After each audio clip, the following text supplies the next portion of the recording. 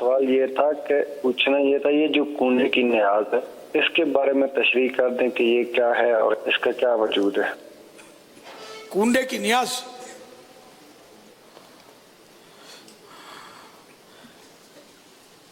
کنڈے میں نیاز ہو یا پتیلی میں ہو یا تھال میں ہو، ایصال ثواب کے لیے، عوام کے لیے جو کچھ پکایا جاتا ہے اس کو فاتحہ کا کھانا کہتے ہیں، اور بزرگوں کے لیے جو پکایا جاتا ہے اس کو وہ احتراماً نیاز کہتے ہیں۔ اس کو یوں سمجھیں کہ چھوٹا ہوگا اس کو بیٹھ جاؤ، بڑا ہوگا تشریف رکھیے، باتیں کیے، ہے نا؟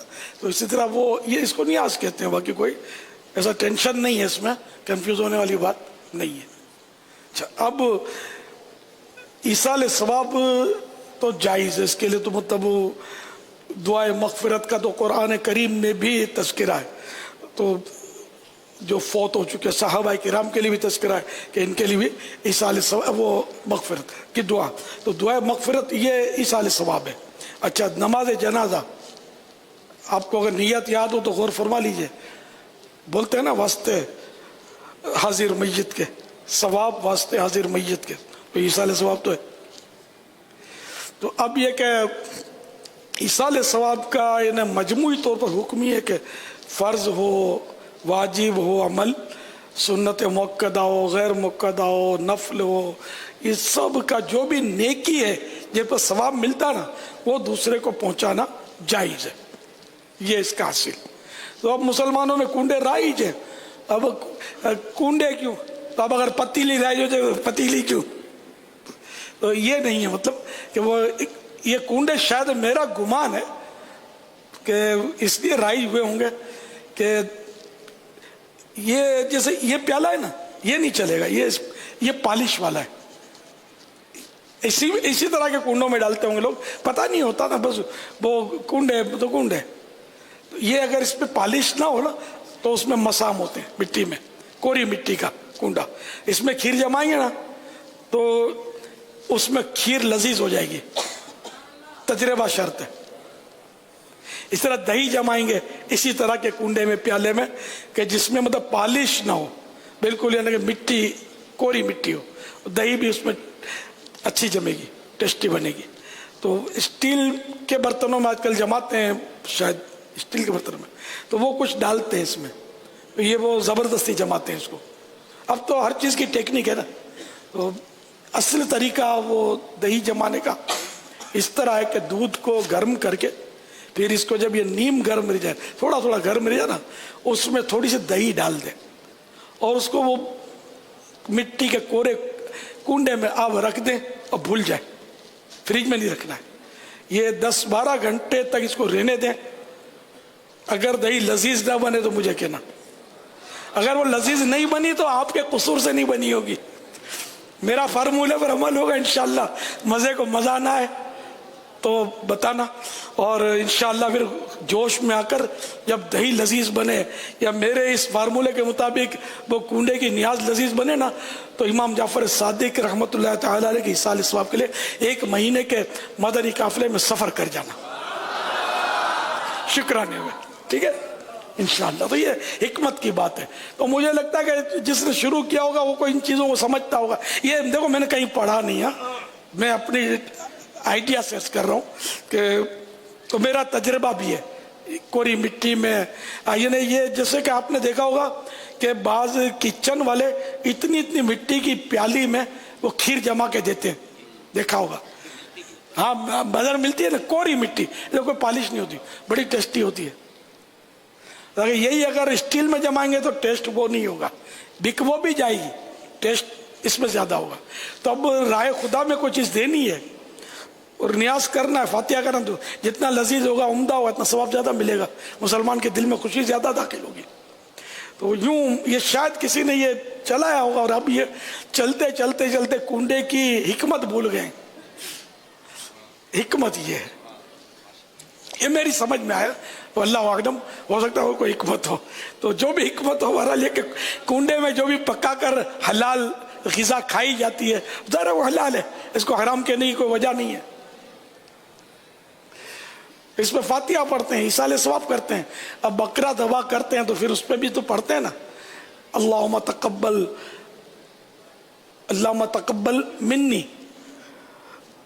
وما تقبل، بھول گیا کما تقبل، یعنی کہ یا اللہ میری قربانی کو قبول کر. یہ مستحب ہے یہ دعا، یا اللہ میری قربانی کو قبول کر، جس طرح تو نے ہمارے پیارے آقا محمد رسول اللہ صلی اللہ تعالی علیہ وآلہ وسلم کی قربانی قبول فرمائی. اور غالباً ابراہیم علیہ السلام کا بھی ذکر ہے کہ جس طرح ابراہیم علیہ السلام کی قربانی قبول فرمائی. تو یہ بکرا کاٹ کر پڑھنا ہے، پہلے نہیں کاٹ کر. تو اب بکرا سامنے، آپ یہ دعا پڑھ رہے ہیں، ہو گیا کہ حرام بکرا؟ تو یہ بکرا حلال رہ گیا اور مستحب بھی ادا ہوا. تو اگر کنڈے میں اگر نیاز ہے، اس پر اگر کوئی اللہ رسول کا نام لے کر آیتیں پڑھ کر کوئی دعا کر دیتا تو یہ کائے کو حرام ہو جائے گا؟ تو یہ بالکل یہ نا کہ عجیب لوجک ہے لوگوں کی کہ پتہ نہیں کیا ہو جاتا ہے. یہ شیطان کے وسوسوں میں آنا نہیں ہے اور کسی کی سننا بھی نہیں ہے. جو علماء اہل سنت فرمائیں بس اس کے پیچھے چلنا ہے. ہاں تو آپ کو منزل ملے گی اور امام جعفر صادق کے قدموں تک پہنچیں گے، ورنہ نہیں پہنچیں گے. اپنی عقل کے گھوڑے دوڑائیں گے تو ایسی ٹھوکر لگے گی کہ اٹھ بھی نہیں سکیں گے. تو بہرحال یہ کہ جو چیز شریعت میں مطلب جس کو شریعت نے منع نہیں کیا، وہ چیز جو ہے نا جس کو شریعت نے منع نہیں کیا وہ جائز ہوتی ہے. حضرت سیدنا عبداللہ بن مسعود رضی اللہ تعالیٰ عنہ فرماتے ہیں، آپ کو حدیث پاک عرض کر دیتا ہوں، مسند امام احمد جلد اول پیج نمبر 279 دارالفکر بیروت. حضرت سیدنا عبداللہ بن مسعود رضی اللہ تعالیٰ عنہ فرماتے ہیں، وَمَا رَآهُ الْمُسْلِمُونَ حَسَنًا فَهُوَ عِنْدَ اللَّهِ حَسَن. یعنی اور جس شے کو، جس چیز کو مسلمان اچھا سمجھیں وہ اللہ پاک کے یہاں بھی اچھی ہوتی ہے. تو یہاں اچھا سمجھنے والے کون ہوں، یہ ایک قائد ہے. ورنہ لوگ تو سنیما کو اچھا سمجھتے ہیں، گناہ اوپر ہے، ٹی وی کو اچھا سمجھتے ہیں. تو اس کی پھر شرح میرے آقا اعلی حضرت امام اہل سنت رحمۃ اللہ تعالی علیہ نے یہ فرمائی کہ یہاں مسلمان سے مراد اہل علم و تقوی، علماء کرام، متقی، باعمل علماء، یہ جس کو اچھا سمجھے وہ اچھا. تو الحمدللہ کثیر علماء اور صلحاء نیک بندے اس کنڈے کی نیاز کو اچھا سمجھتے، کھاتے کھلاتے چلے آئے ہیں. اور یہ آج کل کی بات نہیں، دعوت اسلامی والوں کی بھی یاد نہیں ہے، یہ تو جب سے کم از کم میں نے ہوش سنبھالا ہے میں دیکھ رہا ہوں.